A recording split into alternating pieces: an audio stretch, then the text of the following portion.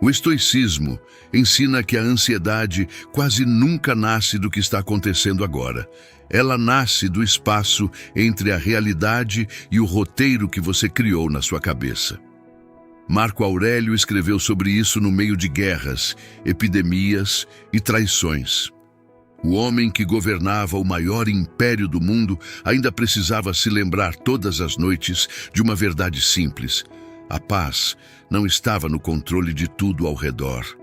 Estava em governar o que acontecia dentro dele. Hoje você vai aprender 6 verdades estoicas que podem mudar como você se relaciona com a ansiedade. Não para eliminá-la, para parar de ser governado por ela. Existe um momento na vida de toda pessoa ansiosa em que ela olha para si mesma e não se reconhece mais. Não é dramático, é silencioso, acontece aos poucos. Você lembra de quem era antes? Daquela pessoa que ria com mais facilidade, que tomava decisões sem revisar 10 vezes, que dormia sem o peso de 1000 cenários hipotéticos? A ansiedade não te derruba de uma vez. Ela te apaga lentamente. Rouba uma noite de sono aqui, uma alegria ali, uma decisão acolá. Te convence, dia após dia, em doses pequenas, de que você não é capaz, de que algo vai dar errado, de que é melhor não tentar. Até que um dia você acorda e percebe que não sabe mais quem é sem essa voz de fundo. O que os estoicos entenderam, e que a maioria das pessoas passa a vida inteira sem absorver, é que a ansiedade perde força exatamente quando você para de lutar contra o que não controla e começa a governar o que acontece dentro de você. Não é fuga, é direcionamento. Se você chegou até aqui reconhecendo essa luta silenciosa de saber exatamente o que deveria fazer, mas ainda assim se ver preso aos mesmos pensamentos, aos mesmos impulsos e aos mesmos ciclos, então este canal foi feito para você. Porque uma das experiências mais frustrantes da vida é perceber que o verdadeiro obstáculo nem sempre está no mundo lá fora, muitas vezes ele está dentro da própria mente. Aqui, o estoicismo não é filosofia distante, nem frases bonitas para compartilhar. É uma ferramenta prática para desenvolver autocontrole, clareza mental e força interior quando você mais precisa delas. É sobre aprender a governar a si mesmo antes de tentar mudar qualquer outra coisa. Inscreva-se agora e ative o sino. Cada vídeo é um lembrete de que você não precisa continuar sendo conduzido pelos mesmos padrões de sempre. Com os princípios certos, é possível pensar com mais clareza, agir com mais intenção e recuperar o controle da própria vida. E quando a próxima batalha interna surgir, você terá algo mais forte do que motivação. Terá direção. Verdade 1. Você não controla o que pensa que controla. E isso é uma boa notícia. A maioria das pessoas passa os dias tentando controlar o que não pode ser controlado, a resposta que o outro vai dar, o imprevisto que pode aparecer, o que as pessoas pensam sobre você, o passado que já aconteceu, o futuro que ainda não existe. E quanto mais tenta segurar, mais se frustra, mais a ansiedade cresce, mais o sono fica difícil, mais a paz parece distante. Pensa numa mulher chamada Natália. Natália tem 38 anos, analista de recursos humanos. Tem uma característica que as pessoas ao redor percebem antes de ela mesma perceber. Ela se prepara para tudo. Planeja cada reunião nos mínimos detalhes. Antecipa objeções que ninguém fez. Verifica e-mails às 11 da noite para garantir que nenhuma urgência vai surgir sem aviso. Acorda às 5 da manhã não para aproveitar o silêncio, mas porque a mente já acordou processando o que pode dar errado no dia. A ironia é que Natalia é uma profissional excelente. Os projetos que ela conduz raramente têm problemas. E quando tem, ela resolve com competência. O problema não é a competência, é que a prevenção de ansiedade nunca termina. porque sempre haverá a próxima coisa a antecipar, o próximo cenário a planejar, o próximo problema hipotético a resolver antes que exista. Um dia, depois de um episódio de taquicardia que a levou ao pronto-socorro sem nenhum problema cardíaco diagnosticado, o médico disse algo que ela nunca esqueceu. Seu coração está bem, mas sua mente está vivendo numa emergência permanente que o corpo finalmente resolveu reclamar. O que mudou para Natália foi aprender a distinção estoica, que parece simples, mas transforma tudo. Separar o que está sob seu controle do que não está. Ela começou com um exercício concreto. Toda manhã, antes de qualquer coisa, escrevia 2 listas. Do lado esquerdo, o que depende de mim hoje. Do lado direito, o que não depende de mim hoje. E para cada item do lado direito, praticava uma única frase interna. Isso não é minha batalha. O primeiro mês foi difícil. A mente continuava tentando resolver os itens da coluna direita. Mas com o tempo, a prática foi criando um músculo de discernimento que ela não tinha antes. Você não controla o que os outros pensam. Não controla os imprevistos. Não controla o passado que te machucou. Não controla o futuro que você teme. Mas controla sua resposta. Controla onde coloca sua energia. Controla quem decide ser hoje, independente do que aconteceu ontem. Como aplicar hoje? Escreva as 2 colunas esta manhã. Tudo o que está na sua cabeça agora, as preocupações, os problemas, as incertezas. Distribua entre o que depende de você e o que não depende. Invista energia apenas na primeira coluna. Para cada item da segunda, pratique conscientemente soltar. Se essa primeira verdade tocou em algo que você reconheceu no próprio padrão de tentar controlar o que nunca esteve sob seu controle, toca no like agora. Não é favor. É você dizendo que esse tipo de conteúdo precisa chegar em mais pessoas que estão se esgotando numa batalha que não precisava ser travada. Verdade 2. A aceitação não é fraqueza. É a maior força que existe. Existe uma confusão sobre o que significa aceitar. Muitas pessoas acham que aceitar é se conformar, é abaixar a cabeça, é desistir de lutar, é deixar que as coisas aconteçam sem resistência porque você simplesmente não tem mais energia para reagir. Não é isso. A aceitação estoica é outra coisa completamente. É parar de brigar com o que já é olhar para a realidade e dizer, eu vou fazer tudo o que está ao meu alcance, o resto eu solto. Pensa num homem chamado Davi. Davi tem 42 anos, empresário do setor de construção. Passou 7 dias esperando o resultado de um exame médico que poderia ou não indicar algo sério. 7 dias dormindo mal. 7 dias sem sentir o sabor da comida. 7 dias presente fisicamente, mas completamente ausente da própria família. Os filhos percebiam. A esposa tentava conversar.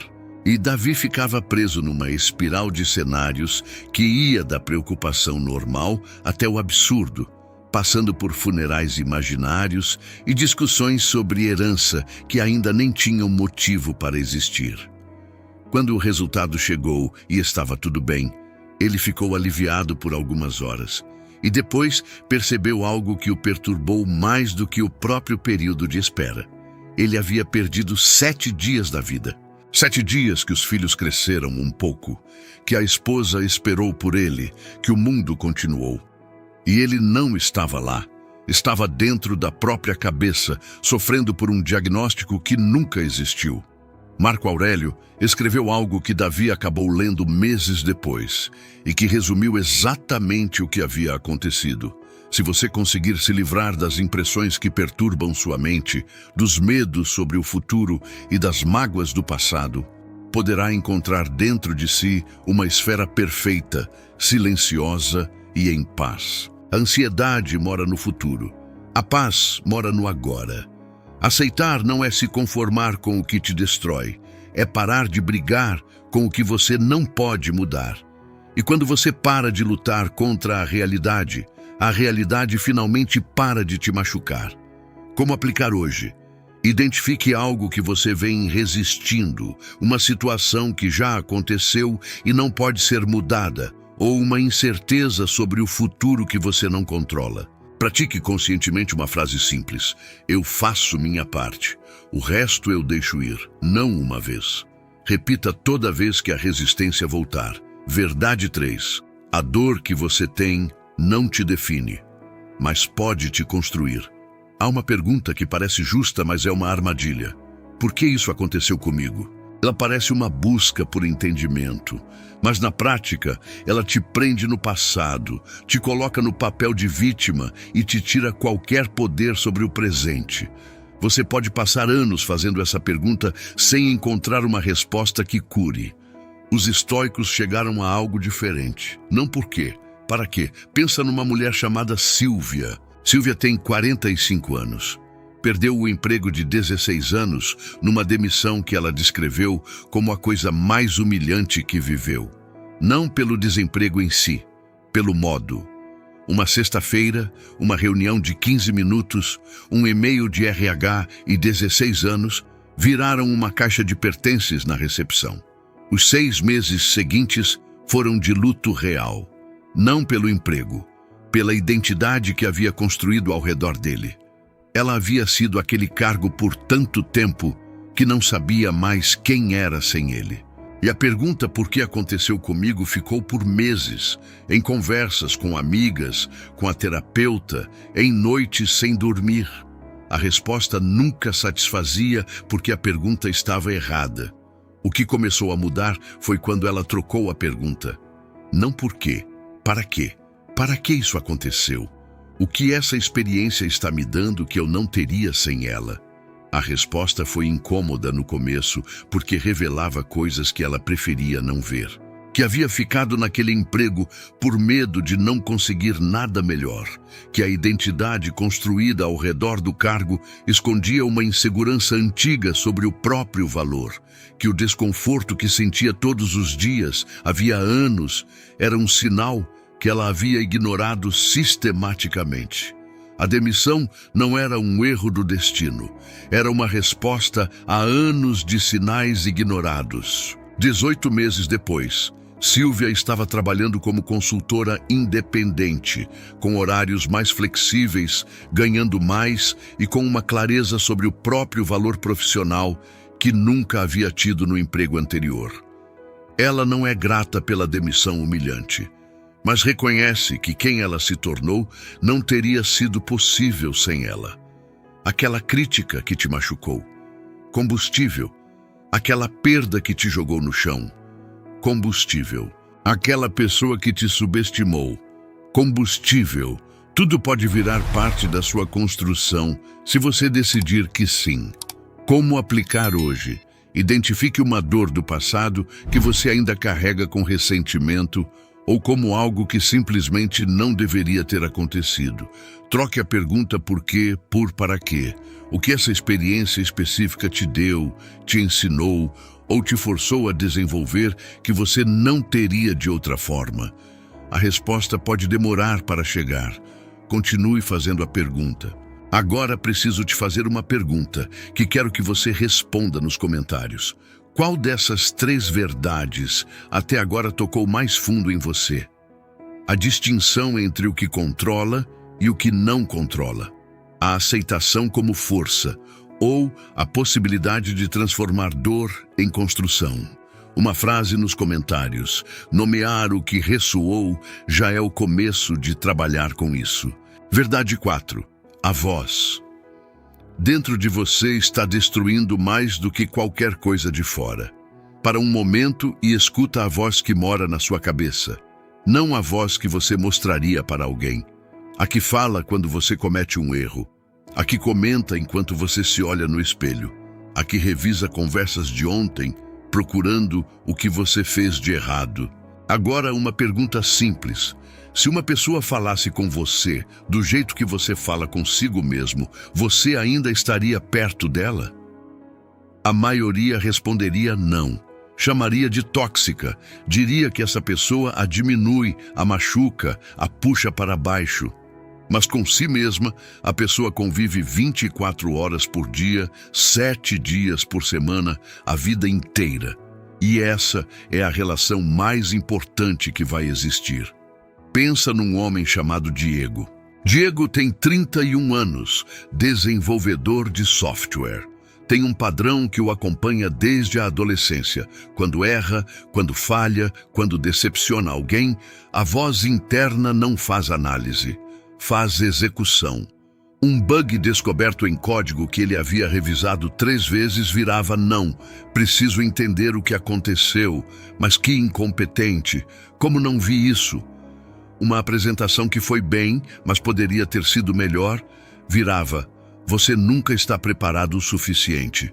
Uma conversa que correu normalmente, mas onde ele disse algo que depois achou que poderia ter sido melhor dito, virava horas de ruminação sobre o que a pessoa havia pensado. O problema não era a autocrítica, era o tom, era a diferença entre analisar e atacar. Diego percebeu o padrão quando sua namorada disse algo que ficou com ele por semanas. Eu nunca te ouço falar de um erro seu sem que você vire o réu. Você não investiga, você condena. O que começou a mudar foi uma prática simples.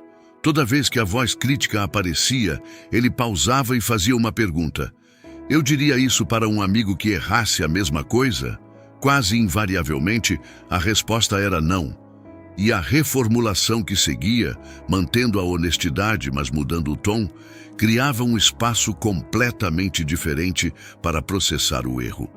Ser duro consigo mesmo parece disciplina, mas a cobrança sem afeto não constrói, ela apaga. A diferença é esta: ser duro é dizer eu sou um fracasso. Ser honesto com gentileza é dizer eu errei aqui e posso fazer diferente da próxima vez. Um te paralisa, o outro te move.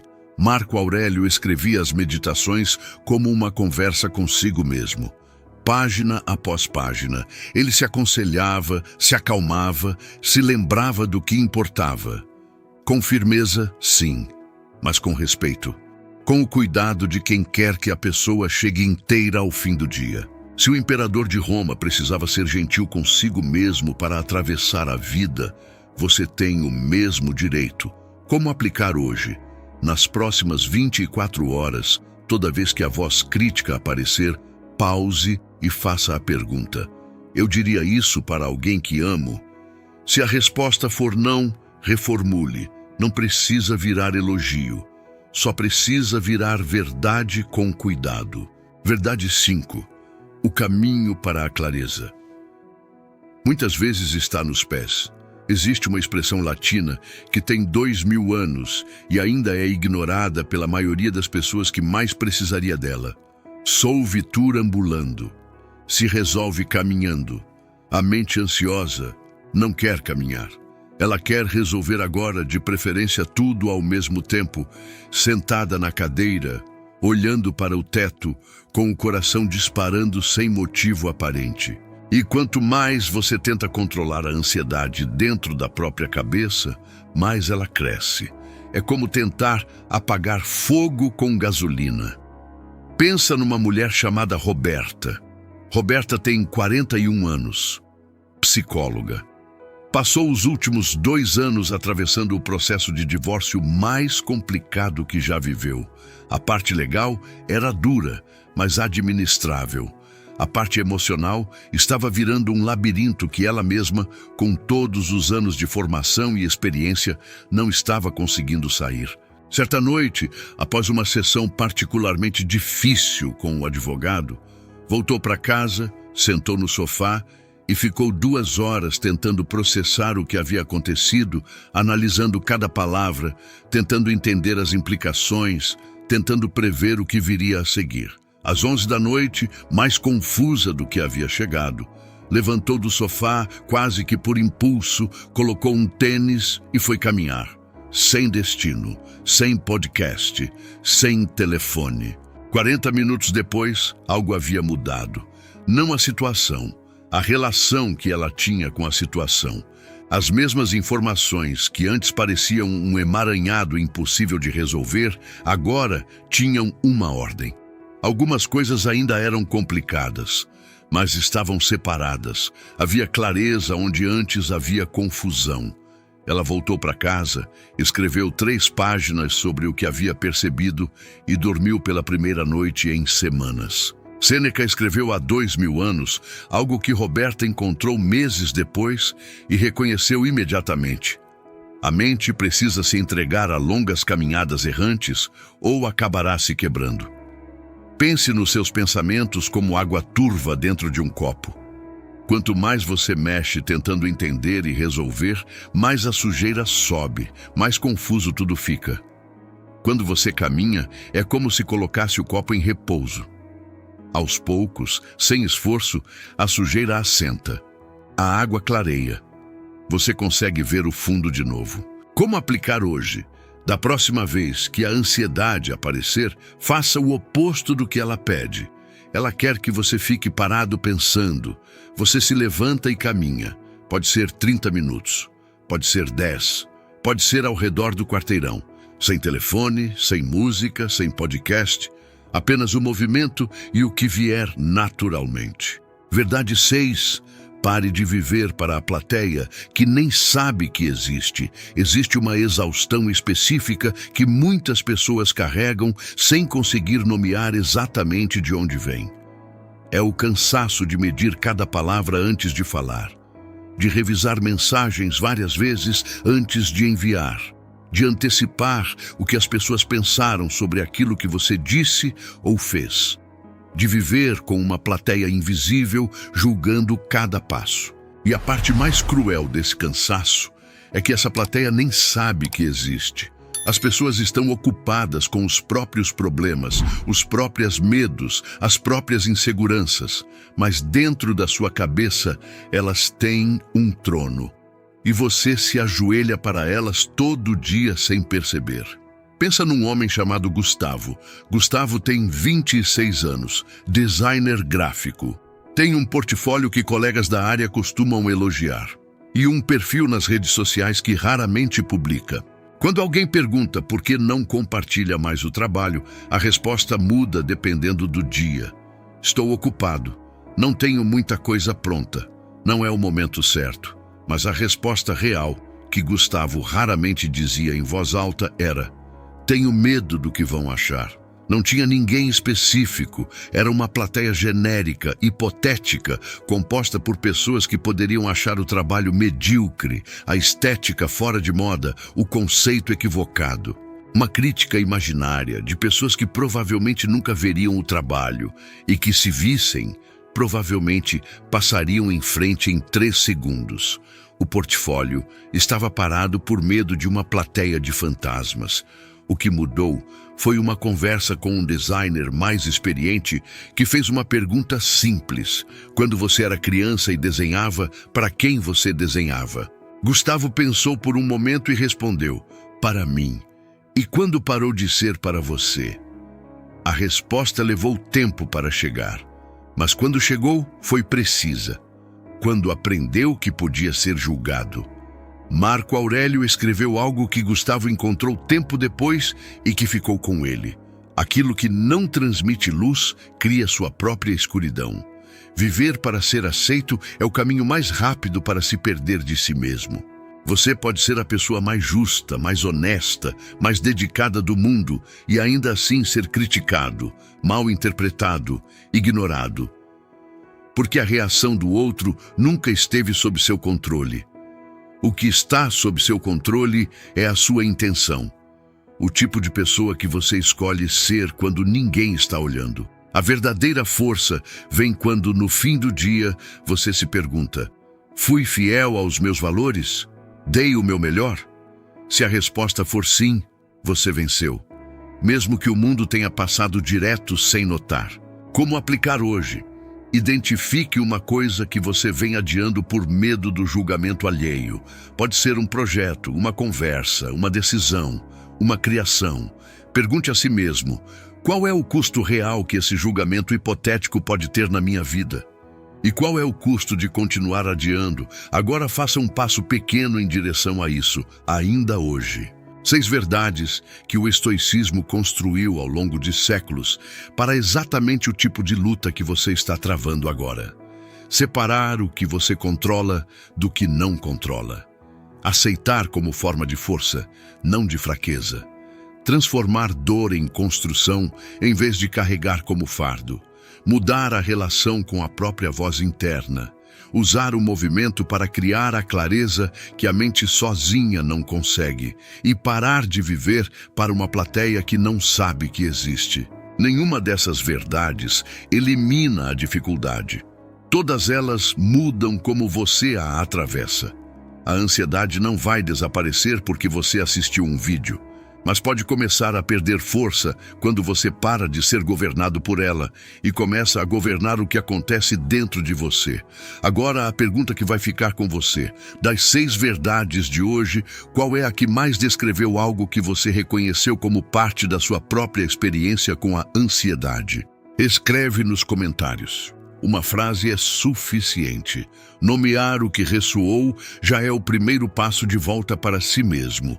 Se este vídeo chegou até você num momento em que você estava tentando encontrar uma saída para algo que parecia sem saída, compartilha com alguém que você sabe que está no mesmo lugar.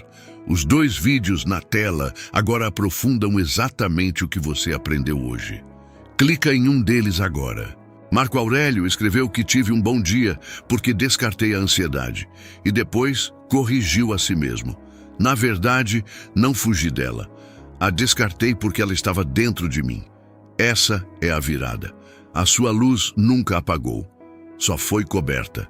Até o próximo vídeo.